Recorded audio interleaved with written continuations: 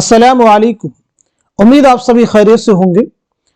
आज की इस इंपॉर्टेंट क्लास में हम लोग बात करने वाले हैं मिर्जा मोहम्मद रफी सौदा की सवाने हयात के बारे में। बायोग्राफी ऑफ मिर्जा मोहम्मद रफी सौदा। ये सेशन, ये क्लास आप सबके लिए बहुत ही इंपॉर्टेंट होने वाली है। आप में से जो लोग हमारे चैनल पे फर्स्ट टाइम विजिट कर रहे हैं, चैनल को सब्सक्राइब कर लीजिएगा। साथ ही साथ में अगर आप हमारे टेलीग्राम चैनल को ज्वाइन करना चाहते हैं, इस वीडियो के डिस्क्रिप्शन बॉक्स में आपको हमारे टेलीग्राम चैनल का लिंक मिल जाएगा। वहां से सीधे आप हमारे टेलीग्राम चैनल को ज्वाइन कर सकते हैं और अपने एग्जाम की शानदार प्रिपरेशन कर सकते हैं। तो चलिए शुरू करते हैं आज की इंपॉर्टेंट क्लास, यानी बात करेंगे मिर्जा मोहम्मद रफी सौदा के बारे में। एक एक चीज ये जो इंपॉर्टेंट होगी इनके ताल्लुक से, वो सभी हम लोग कवर करने की कोशिश करेंगे। पहली इंपॉर्टेंट चीज देखिए, मिर्जा मोहम्मद रफी सौदा का नाम क्या है? तो आपका नाम है मिर्जा मोहम्मद रफी। क्लियर सभी को? आपका तखल्लुस क्या है? सौदा। आपकी पैदाइश कब हुई है? 1712 ईस्वी में दिल्ली में आपकी पैदाइश हुई है। 1781 ईस्वी में लखनऊ में आपका इंतकाल हुआ है। ये दोनों चीजें बहुत इंपॉर्टेंट है। कौन कौन सी चीजें जिनको मैं सर्कल कर रहा हूं? 1712 ईस्वी में दिल्ली में पैदाइश हुई है, 1781 ईस्वी में लखनऊ में आपका इंतकाल हुआ है। आपके वालिद के बारे में बात की जाए तो आपके वालिद का नाम है मोहम्मद शफी, जो पेशे से सौदागर थे, जिनकी निस्बत से सौदा तखल्लुस इख्तियार किया। यानी आपने सौदा जो तखल्लुस इख्तियार किया है वो अपने वालिद के पेशे से। आगे बात की जाए, सौदा को तुर्की, अरबी और फारसी में महारत हासिल थी। एक एक पॉइंट जो मैंने यहां पे शामिल किया है वो सभी आपके एग्जाम के पार्ट लगभग बन चुके हैं। सौदा को तुर्की, अरबी और फारसी में महारत हासिल थी। आगे बढ़ते हैं हम लोग। सौदा ने इब्तिदान फारसी में शायरी शुरू की, यानी शुरू में आपने अपनी शायरी का आगाज किसमें किया था? फारसी में। और खान आरजू से इस्लाह ली। खान आरजू से इस्लाह ली। खान आरजू के कहने पर उर्दू शायरी की तरफ मुतवज्जे हुए। अब यहां से क्वेश्चन बन सकता है कि मिर्जा मोहम्मद रफी सौदा किसके कहने पर उर्दू शायरी की जानिब मुतवज्जे हुए? तो आपका जवाब हो जाएगा खान आरजू। और यह भी हो सकता है कि मिर्जा मोहम्मद रफी सौदा ने जब अपनी शायरी का आगाज किया तो किससे इस्लाह ली? तो भी आपका जवाब होगा खान आरजू। कायम चांदपुरी साहिब मखज़न नुकात सौदा के शागिर्द थे। तो ये बहुत अहम नाम है। सौदा के एक अहम शागिर्द हैं कायम चांदपुरी, जिनका एक तज़किरा है मखज़न नुकात। ठीक है, तो सौदा के एक अहम शागिर्द का नाम क्या हो जाएगा? कायम चांदपुरी। सौदा शुजाउद्दौला के जमाना में फैजाबाद आए और उनके दरबार से वाबस्ता हो गए। आसिफुद्दौला के जमाने में सौदा फैजाबाद से लखनऊ आ गए।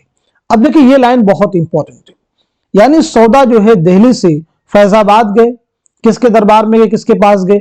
शुजाउद्दौला के जमाने में, और उनके दरबार से वाबस्ता हो गए। और लखनऊ जो है आसिफुद्दौला के जमाने में सौदा फैजाबाद से लखनऊ आ गए।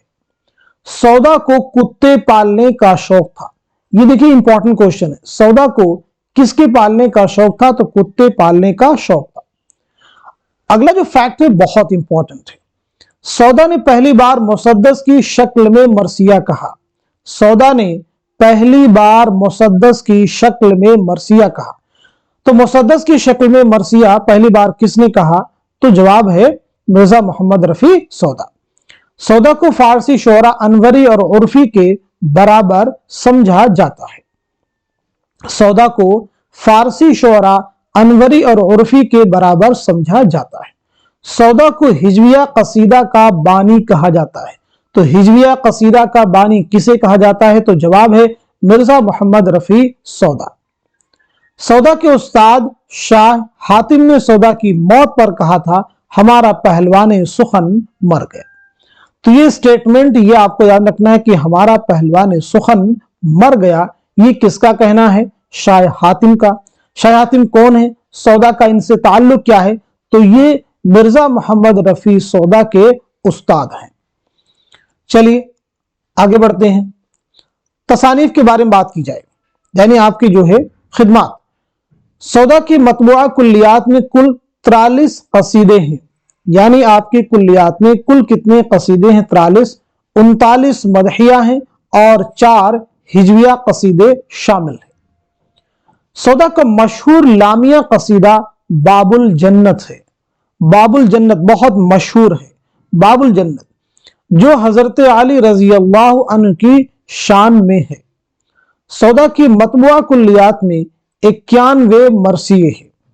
سبیل ہدایت ایگزام کا کوشچن ہے آپ کی، کس کا مجموعہ ہے؟ سیدھا سیدھا ایگزام میں کوشچن آیا تھا کہ سبیل ہدایت کس کا مجموعہ ہے؟ تو جواب ہے یہ سودا کا ہے۔ گیان چند جین نے سودا کی مثنویوں کی تعداد 24 بتائی ہے۔